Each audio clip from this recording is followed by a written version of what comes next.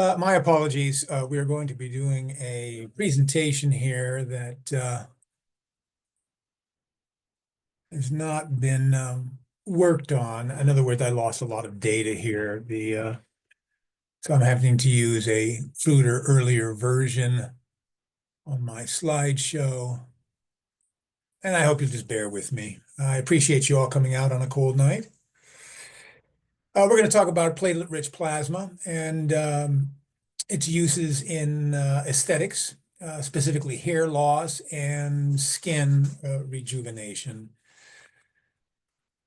We'll start with hair loss. Hair loss is otherwise known as alopecia. The commonest cause of hair loss is androgenic alopecia, otherwise known as AGA. It's hereditary. It increases with age. It's caused by sex hormones, androgens. Male pattern baldness, otherwise known as MPHL, male pattern hair loss, will affect 50% of white males by the age of 50. And the female corollary will affect 50% of women in the course of their lifetime. Male patterned hair loss is patterned, of course. It's bitemporal and affects the vertex, the crown. This is kind of the classic look here. Receding hairline eventually will join the bald spot at the vertex. Female patterned hair loss is not patterned. It's a diffuse thinning of hair. As you can see here, mostly it affects the crown, the bald patch, as shown here in the schematic. Other causes of hair loss have to be ruled out. There are hormonal changes in the human body that can cause hair loss, including during pregnancy, childbirth, and menopause. Thyroid disease, and this is a picture of thyroid eye disease, can also cause hair loss. These need to be identified and ruled out as a source of alopecia. Stress can cause hair to fall out. Typically, stress-related hair loss has hair falling out in clumps. And luckily, usually, this is temporary. As we age, our hair thins and it breaks very easily. Nutrition can affect hair loss. Protein or iron deficiencies can result in loss of hair.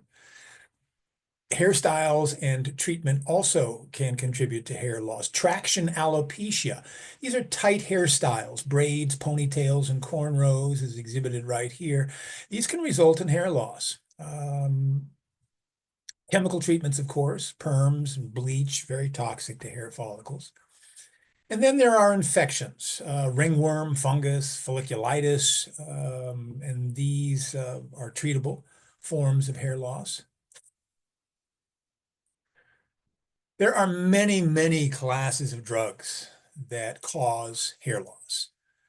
As a general rule, you should be suspicious of any new medication started before the onset of hair loss. And how you should approach that is speak to the prescribing physician, particularly if you find that the medication does indeed cause hair loss, to find another medication that can be substituted for the one that you're on. Generally speaking, medications cause a diffuse hair loss pattern versus a patterned loss. In other words, there's no single spot. It's usually a diffuse thinning of hair and loss of hair that comes from medications. Statins, these are the anti-cholesterol drugs, which half the world at least is on. Atorvastatin and simvastatin are the worst players here. They are worse than pravastatin, and pravastatin is slightly worse than fluvastatin or rovastatin. So the take-home message is, if you've got to be on a statin, try to be on fluvastatin or rovastatin. Other drugs, blood thinners, warfarin, Eliquis, antibiotics, penicillin, erythromycin, antihypertensive, beta blockers in particular can cause hair loss. NSAIDs, this is Advil, can cause hair loss in some people. Anti-thyroid medications, antidepressant medications, acne meds, all the retinoids can cause hair loss. All the new wonder drugs, the GLP-1s, Wegovy and Ozempic, they can cause hair loss. So you need to be careful with those. So what is the source of hair? The source of hair is your hair follicle. Here's a schematic of a hair follicle. The hair follicle is tube-like. It surrounds the hair root, and it's composed of cells. And a very important cell is the dermal hair papilla, way down here at the base of the hair follicle. And a lot of treatments are aimed at stimulating proliferation of the dermal cell. The follicle forms the basis for hair growth. It can be considered a mini organ. It undergoes a cyclical process of growth, regression, rest, and shedding, ensuring continuous hair renewal throughout life. This is a schematic of the growth cycle. The cycle, the period of the cycle that we want the follicle to be in, to remain in, is the anagen phase. And this is the longest phase. You see, it's 2 to 6 years. Then you go into catagen, which is the transition phase, into the telogen phase, which is the resting phase, before you finally give up the hair altogether and return to the anagen phase. There's about 5 to 6 years between anagen phases in a single follicle. We will find that hair loss is the result of hormones primarily that affect the anagen phase, and the treatments are all aimed at prolonging this anagen growth phase of the follicle. Well, so here we get to the pathophysiology of hair loss, and we're looking primarily at an androgen, a sex hormone known as dihydrotestosterone, DHT. DHT binds to the hair follicle in this schematic here, and what it causes is miniaturization of the follicle. The follicle, in other words, shrinks. It gets smaller and smaller, and that results in hair shortening and hair thinning. This is a schematic here of testosterone being turned into dihydrotestosterone via an enzyme known as 5-alpha reductase. One of the standard treatments in men is a drug called finasteride, and this drug blocks this enzyme, 5-alpha reductase. It is an inhibitor of 5-alpha reductase. So in other words, it prevents testosterone from being turned into dihydrotestosterone. And it blocks it very well by about 70%. And what this does is it promotes the anagen phase in follicles. Now, this drug can only be used in men because in women it can cause fetal defects. So no woman of childbearing age should ever consider using this medication. The problem with it is, as one might imagine, because it blocks the formation of a sex hormone, it can cause sexual side effects. And these, needless to say, can be very distressing. And it's quite possible that some of these side effects can persist after discontinuation of the medication, making this drug a problem. Another very standard medication used to treat hair loss is minoxidil, otherwise known as Rogaine. This is a topical gel. It works for about 60% of men and women who show increased hair growth when using this on a daily basis. It primarily stops follicle miniaturization, which occurs, of course, as a result of the sex hormone DHT binding to the follicle, and it does prolong the anagen or growth phase of the follicle. Now, the side effects here are, not quite as distressing as the sexual side effects of finasteride, and they're much more tolerable. It can result in unwanted hair growth, rapid heart rate, palpitations, and chest pains. But these standard treatments are better at arresting hair growth. They result in only partial regrowth of hair at best. And both medications, of course, have side effects. And both need to be taken indefinitely. If you stop taking them, you lose your hair all over again, which is distressing, of course. So platelet-rich plasma. What advantage does platelet-rich plasma have as a treatment for hair loss? Well, there are many, many, many growth factors inside platelet-rich plasma. And these growth factors have been shown repeatedly to have a very positive impact on hair growth. In 2006, a study showed that when you implant follicles during hair transplant, if you bathe them in PRP before you do so, their survival rate increases. Another study in 2012 showed that these growth factors can cause proliferation of dermal papilla cells in the follicle. And remember, that cell is key to the formation of a new hair.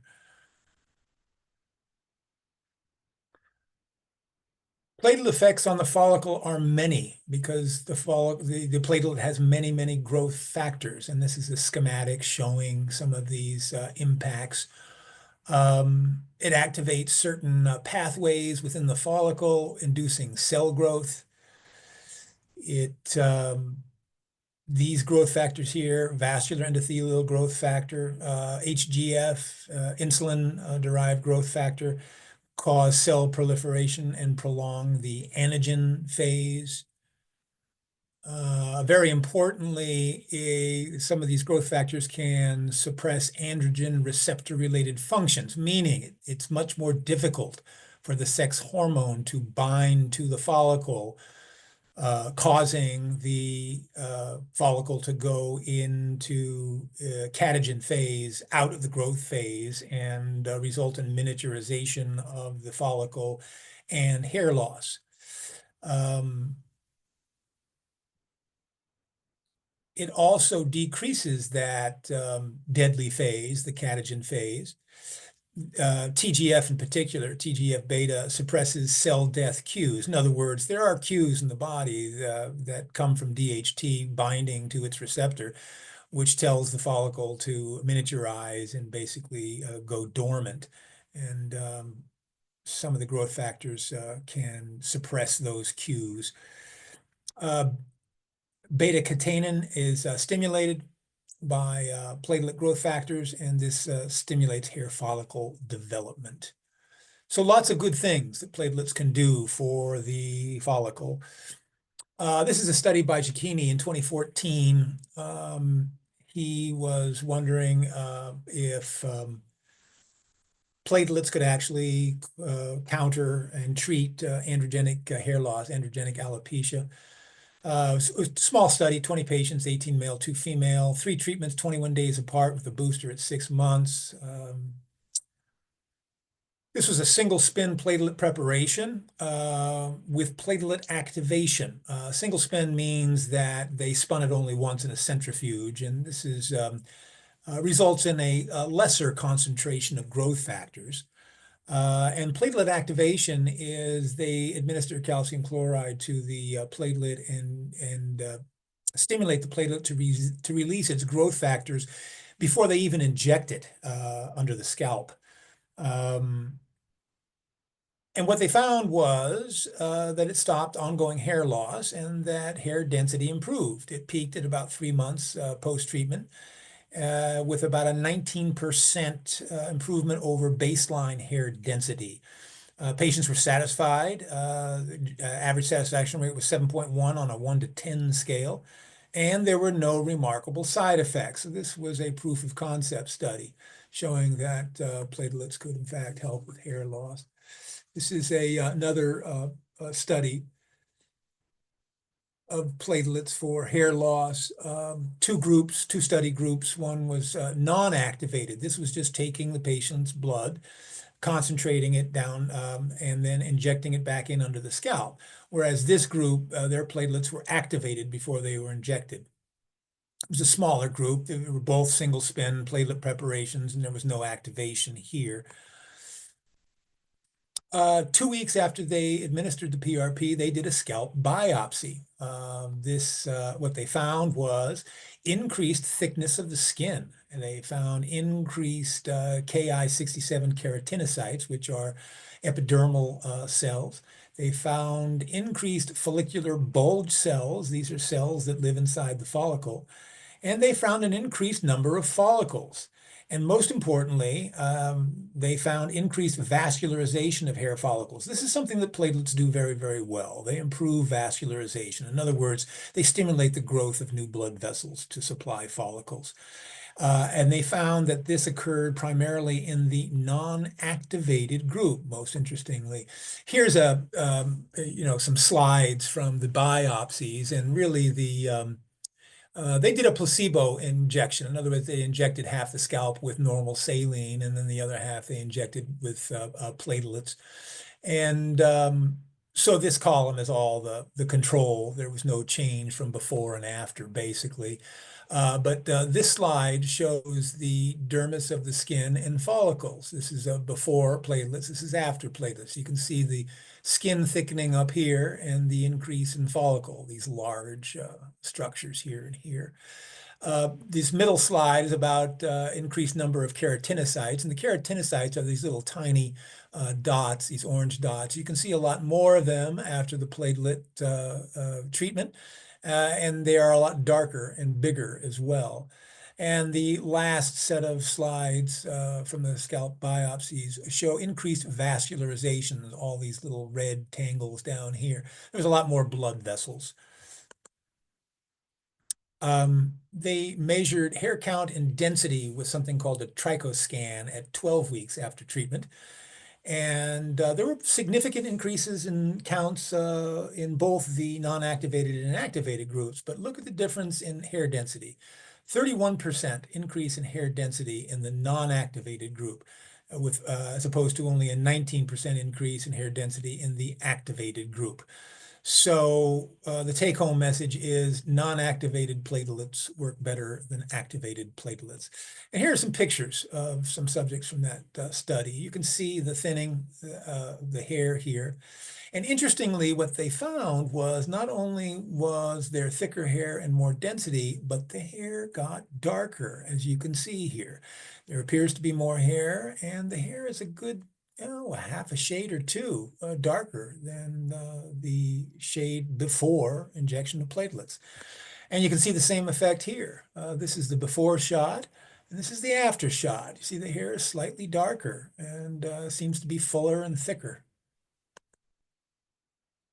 So in summation, the best practices for PRP injections for hair loss appear to be use of non-activated platelets. In other words, in vivo activation of platelets, which occurs naturally when you inject them into the human body as a result of the presence of thrombin in the blood, is clearly better than activating at the point of injection. Hair growth factor concentration is important, and this comes under the heading of the philosophy of go big or go home. You want to concentrate growth factors as much as you can, so a double spin is going to be better than a single spin. 3 treatments to start, minimum, and the best result is that we have found in my clinic is that when you start out, you want to treat monthly until results are visible and well established. And generally, this occurs somewhere between 3 and 6 months of treatment. So 3 to 6 treatments, 3 treatments being a minimum. And then once you have more hair and you're happy with what you've got, you do need to consider doing maintenance, and this needs to be considered at least annually. In other words, you need to come in for retreatments after that. So the best practices at my clinic include capturing the most platelets that you can, and our capture rate is 85%, because more platelets is more better. This increases the concentration of growth factors. We do double spin as a standard preparation, and we use a mesoram needle plate. And as you see, if you count them, there are 7 needles here. And what this does is it makes the injection of small areas in the scalp very, very efficient, and effectively reduces the number of sticks that a patient has to tolerate, because one injection will inject you basically 7 times. And this is the manner in which we treat in my clinic. Just to back up a little bit, the platelet-rich plasma history. Platelet-rich plasma describes plasma with a higher platelet count. The term platelet-rich plasma was first coined in 1954 as an IV infusion. It's used to treat a low platelet condition known as thrombocytopenia. During the 80s, PRP became invaluable in surgical applications because of its ability to cause cell proliferation and its ability to control inflammation. In 2005, we found that PRP was very effective in treating orthopedic joint pains, ligament and tendon tears, and generally arthritis, and that's where I come in. I've been using PRP for darn near a decade at this point, treating orthopedic conditions, and very happy with that, and wanting to stay in my lane. I started to have patients ask me about injecting their hair and injecting their face. And as a courtesy to loyal clients, we started to do this, and the results were quite eye-opening, which prompted me then to go to the literature and look. And is true, the literature is quite robust, particularly for facials and scalp injections for hair loss, as we have just discussed. And since 2006, PRP has been, in fact, used quite widely in dermatology and for the treatment of hair loss. Skin rejuvenation. How does skin age, and why is skin rejuvenation necessary? Well, skin aging is a complex process. It involves all layers of the skin. It results in changes in skin texture, tone, and elasticity. And this results in sagging, bags, and wrinkles. Platelets secrete growth factors, as we've just discussed, when injected into the skin, and this stimulates fibroblasts. And these are cells that live inside of the extracellular matrix in the dermis, and they cause these fibroblasts to proliferate and secrete more proteins, notably collagen proteins and elastin proteins. So we find that PRP can stimulate skin healing via the formation of new collagen, new elastin, and new extracellular matrices. This is a pilot study done by Kim in 2011. As a proof of concept, can PRP be used in skin rejuvenation? And the aim of the study was to evaluate the effects of PRP on fibroblasts. And what they found was that fibroblasts proliferated. They increased 9.4-fold over baseline values when they were cultured in a petri dish in the lab in both activated platelet-rich plasma and activated platelet-poor plasma. Additionally, they found that fibroblasts increase their expression of type 1 collagen and mRNA, messenger RNA.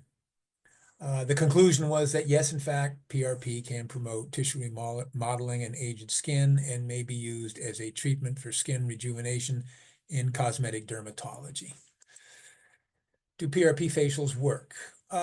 Generally speaking, the answer is yes. The preponderance of evidence is very positive. But the problem of the evidence in the field is that effectiveness of PRP is limited by the many different kinds of PRP preparations.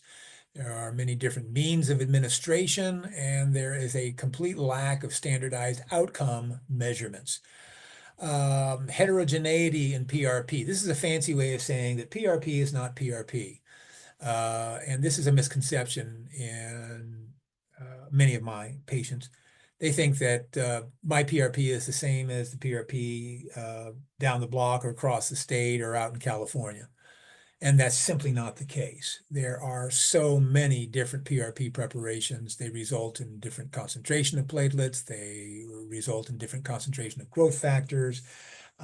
They have variable remnants of red blood cells. They have variable white blood cell counts. They're very, very different. And this causes a broad spectrum of outcomes when you begin to study quote unquote PRP in the clinic for treating various conditions, including skin rejuvenation.